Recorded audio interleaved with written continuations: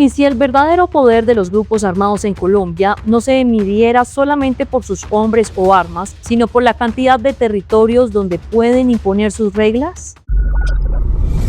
Este canal no hace apología al delito. Se recomienda discreción. Un diagnóstico de la Defensoría del Pueblo pone una cifra alarmante sobre la mesa. Se trata que en 2026 las disidencias de las extintas FARC tuvieron presencia intermitente o presencial en 372 municipios del país.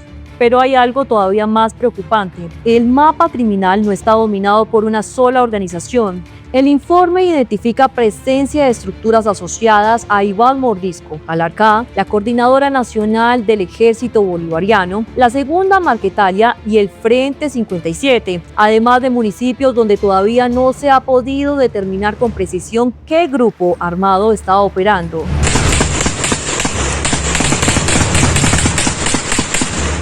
Y aquí aparece uno de los datos menos visibles del informe. 24 municipios tienen presencia de disidencias todavía sin identificar. Es decir, en una parte del territorio el Estado conoce que existe actividad armada, pero todavía no tiene completamente claro quién está detrás. Las implicaciones para el Estado, esto genera unos desafíos en términos de inteligencia, investigación, legitimidad frente a la población, presencia estatal y tecnología.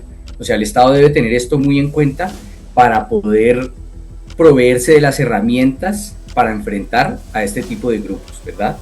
Esto que demuestra que hay una transformación permanente y constante y reacomodo de los grupos armados en términos de conflicto y en los territorios. O sea, que cada vez estas estructuras se dividan, se transformen y controlen otros territorios, pues genera ese desafío que acabo de comentar en términos sobre todo de inteligencia. ¿Esto por qué? Porque hay que identificar quiénes son, cuáles son sus motivaciones, su naturaleza, para poderlos enfrentar. Sin esta información necesaria, el Estado tendría dificultades en saber cuáles son sus móviles, su naturaleza, sus estructuras internas y por ende tendría dificultades para enfrentarlos. Entonces, toda política y estrategia en términos de seguridad demanda necesariamente diagnósticos acertados. O sea, sin diagnósticos acertados se van a tener problemas de eficiencia y eficacia para enfrentar a este tipo de estructuras.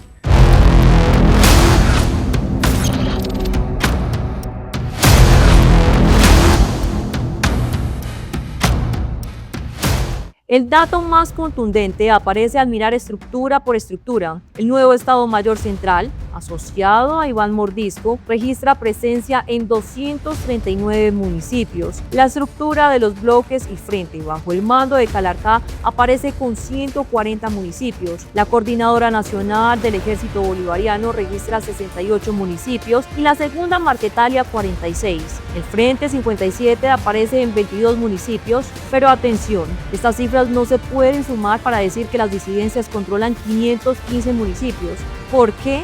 Porque las estructuras pueden coincidir en un mismo territorio y ese detalle revela algo mucho más interesante. El problema no es solamente de la extensión territorial, sino la superposición de actores armados.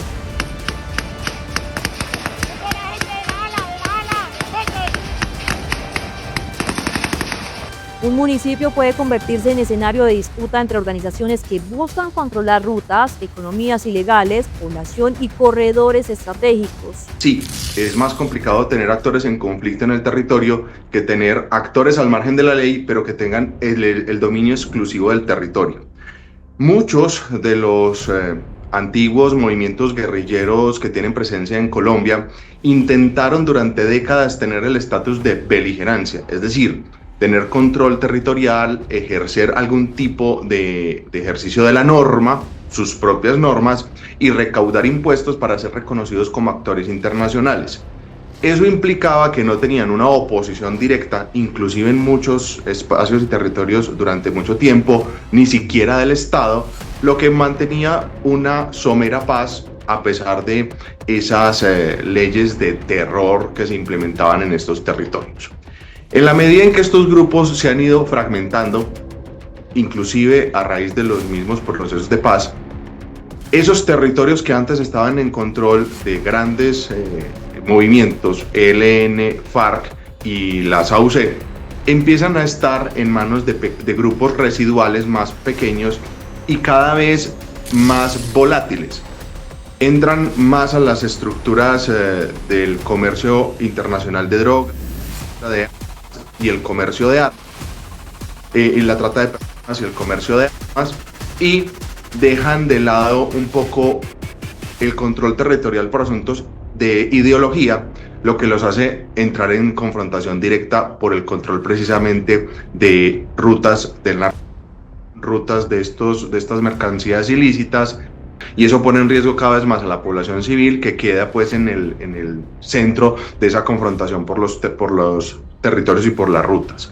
Entonces, en conclusión, cada vez que se fragmentan estos grupos y aparecen nuevas cabecillas y nuevos intereses económicos, pues hay nuevos actores que van detrás de nuestros niños, a sus filas, de nuestras mujeres para atentar contra ellas y para que les presten servidumbre dentro de las filas, y pues el resto de la población civil, porque simplemente no responde a sus intereses económicos en el territorio.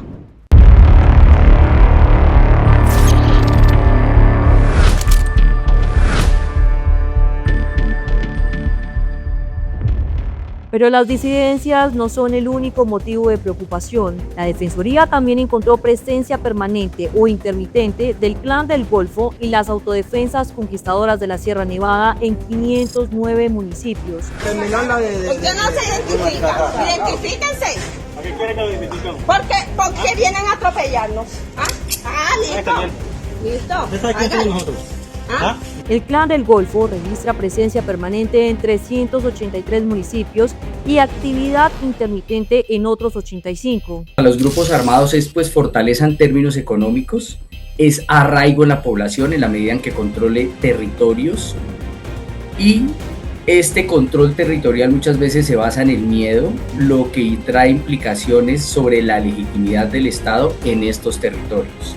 Entonces, básicamente, sobre lo que significa realmente tener esta presencia en cientos de municipios, se traduce para los grupos armados en control territorial, extracción de recursos y control de la población, lo que va a traer para estos grupos fortaleza en términos económicos, justamente por controlar muchas de las rentas ilegales que se encuentran en estos territorios. Eso significa que, solamente contando esos dos niveles de presencia, la organización aparece vinculada a 468 municipios. Las autodefensas conquistadoras de la Sierra Nevada, por su parte, registran presencia permanente en 29 municipios e intermitente en otros 12. El resultado es un mapa criminal que va mucho más allá de los grandes centros urbanos.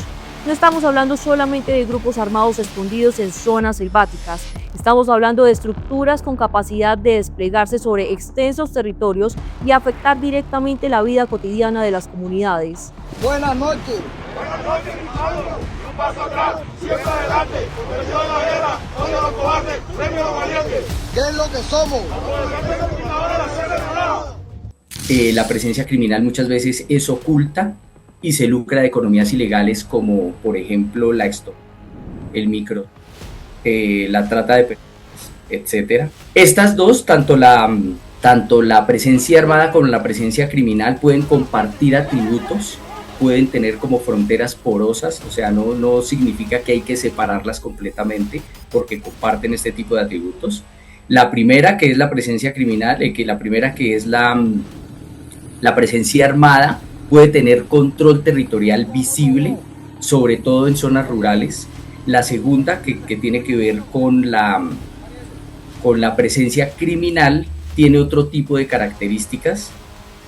Puede ser por lo general más urbana, oculta, invisible, pero las dos pues generan un impacto entre la población en términos de legitimidad estatal y afectan la percepción de seguridad entre la población, porque a pesar de que una es oculta y la otra es más visible, pues las dos tienen un impacto fuerte en términos de la percepción de seguridad. Entre 2017 y 2026, la Defensoría registra 521 firmantes del acuerdo de paz. El año más letal de este periodo fue 2020, con 83 asesinatos, pero la violencia no desapareció.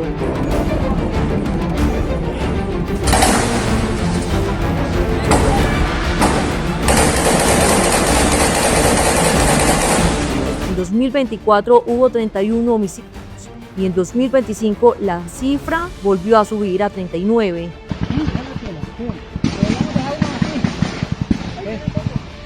¡Adrián! Para 2026, con corte al 18 de julio, ya se habían registrado 5 homicidios, todos contra hombres. ¡Julián, mija, por Dios!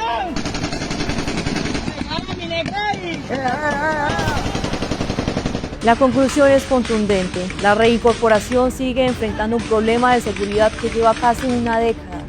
Debido a que cientos de firmantes hayan sido asesinados, después de dejar las armas frente al acuerdo de paz genera unas consecuencias gravosas, directamente condiciones fundamentales del acuerdo, que es las garantías de seguridad para quienes dejan las armas y deciden reincorporarse a la vida civil.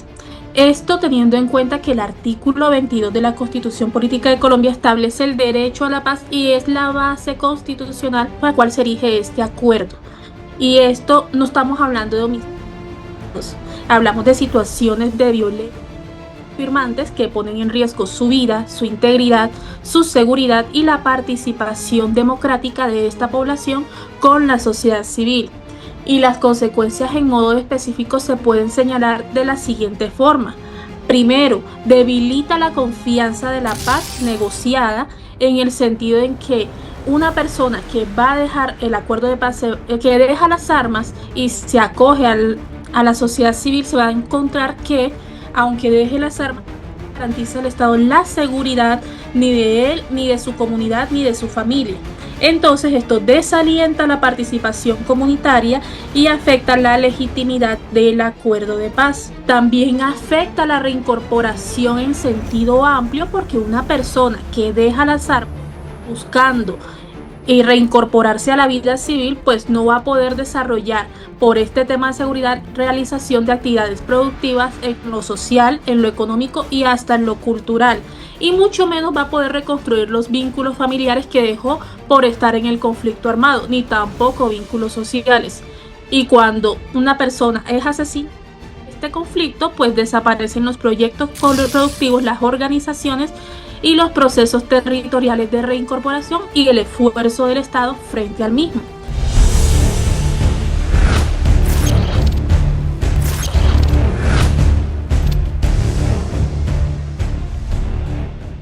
Entre el 2019 y el 18 de julio de 2026, Colombia registró 651 masacres y 2.380 víctimas, pero el dato que cambia la lectura está en 2026. En apenas poco más de 6 meses se habían documentado 71 masacres con 282 víctimas. La comparación, en todo 2024 hubo 267 víctimas de masacres y en todo 2025 fueron 256. Es decir, al 18 de julio de 2026, Colombia ya había superado las víctimas registradas durante todo 2024 y todo 2026.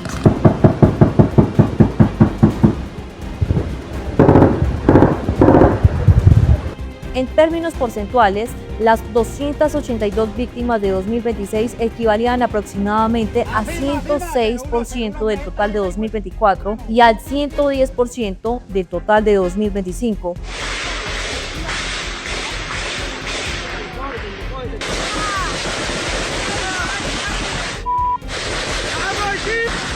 Y todavía faltaban más de 5 meses para terminar el año. Hay varios factores que están convergiendo. Primero, la disputa por el control territorial, porque cuando existen estas estructuras armadas que se van expandiendo o se fragmentan o compiten por corredores estratégicos, economías ilícitas y zonas de influencia, la violencia se convierte en un instrumento para poder controlar el territorio y las personas pues, que lo habitan, ¿sí?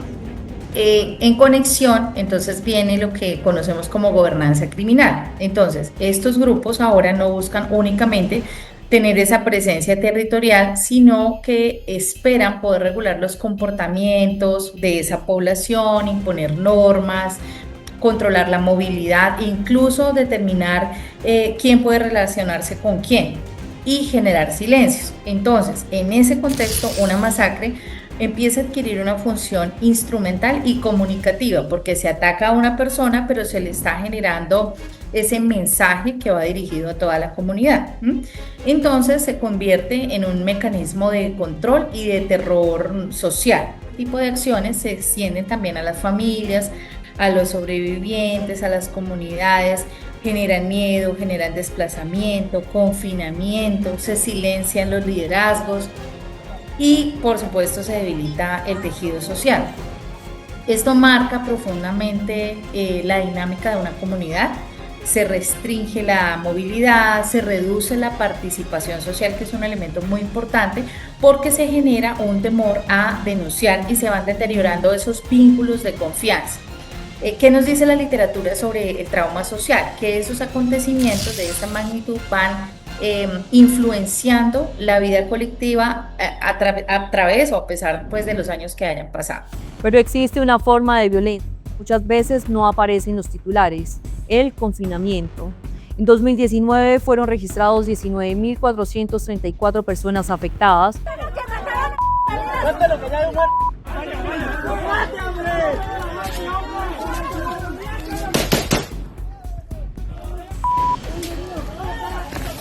Para 2024 la cifra llegó a 66.730, es decir, en 5 años el número prácticamente se multiplicó por 3,4. En 2025 fueron otras 65.074 personas. El confinamiento significa que una comunidad puede quedar prácticamente atrapada. Salir puede representar un riesgo.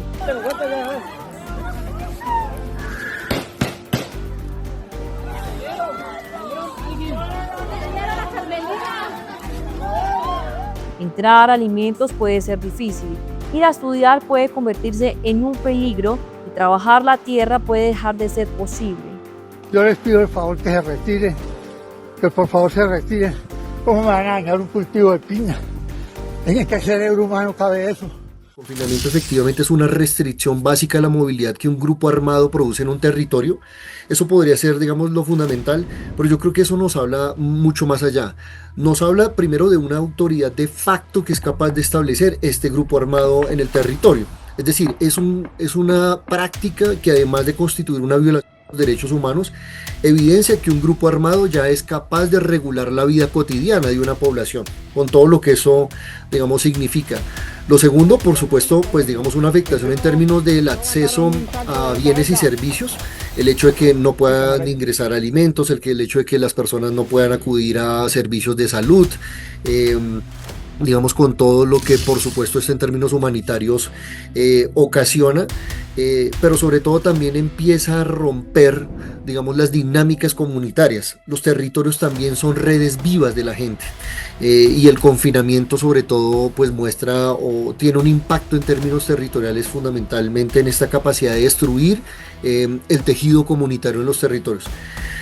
Y un efecto, por supuesto, de esto, quizás que no es tan visible, y es que el confinamiento va asociado con otras a los derechos humanos. Una que es fundamental es que, digamos, una muestra que evidencia un poco las dinámicas del conflicto y de esta violación de los derechos humanos es que personas o comunidades que sufren el confinamiento, una vez lo superan, terminan desplazándose.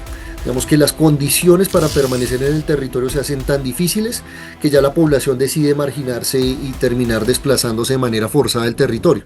Y mientras este informe dibuja el mapa nacional, en territorios como Ituango los habitantes siguen enfrentando situaciones concretas de violencia. En Agualinda fue reportado un artefacto explosivo y una bandera alusiva a las disidencias de la línea de Iván Mordisco. El tránsito estuvo restringido, un integrante de la fuerza pública resultó herido y posteriormente se reportaron enfrentamientos que habrían involucrado a disidencias y al Clan del Golfo. El resultado, miedo, restricciones y desplazamiento. Alrededor de 100 personas solicitaron apoyo para trasladarse hacia el casco urbano de Ituango. Es aquí donde una cifra de un informe deja de ser estadística y se convierte en familias abandonando sus territorios.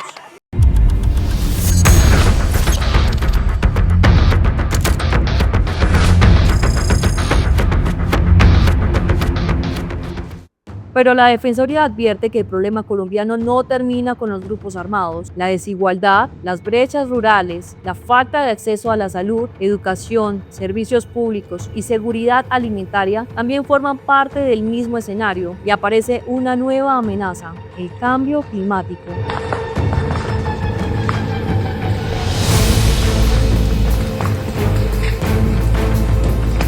Deforestación, pérdida de biodiversidad, desastres y desplazamientos ambientales pueden terminar expulsando a comunidades de sus territorios.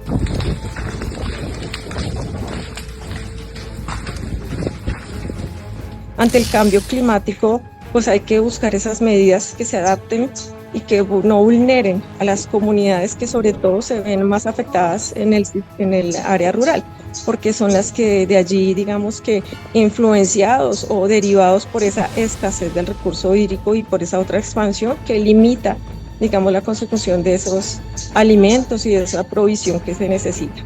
Entonces eso genera, pues, en algunos casos, ese desplazamiento hacia esa búsqueda de esos recursos para esa provisión que se necesita.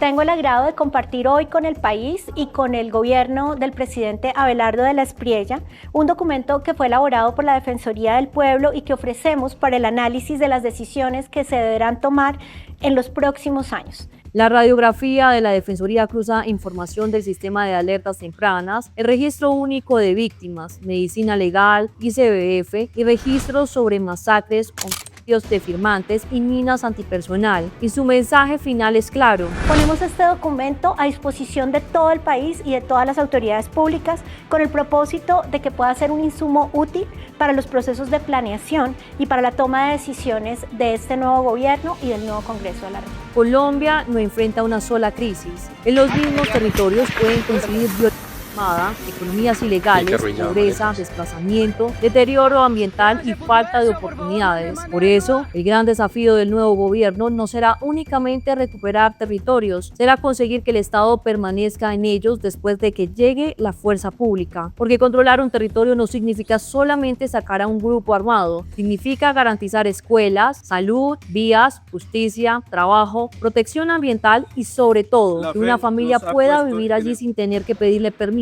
a ningún grupo ilegal. Retornar a la población civil el ejercicio efectivo de sus derechos. Claro, la seguridad es importante porque sin ella no podemos ejercer esos derechos, pero solo con seguridad no obtenemos lo que necesitamos: alimento, vivienda, educación, salud y vida digna. Colombia no solo está frente a un problema de grupos armados, está frente a una disputa de territorios, comunidades y de regiones enteras. 372 municipios aparecen en el mapa de las disidencias, 509 estarían vinculados a la presencia del Clan del Golfo y las autodefensas conquistadoras de la Sierra. Y mientras las cifras crecen, miles de colombianos viven en medio del confinamiento, amenazas, desplazamientos y miedo. La pregunta es, ¿cuántos territorios estarán logrando controlar los grupos armados y cuánto tiempo le tomará al Estado recuperar no solamente los territorios, sino la confianza de quienes viven ahí? Déjanos tu opinión en los comentarios, suscríbete si quieres más contenido como este y no olvides seguirnos. Nos vemos en el próximo episodio.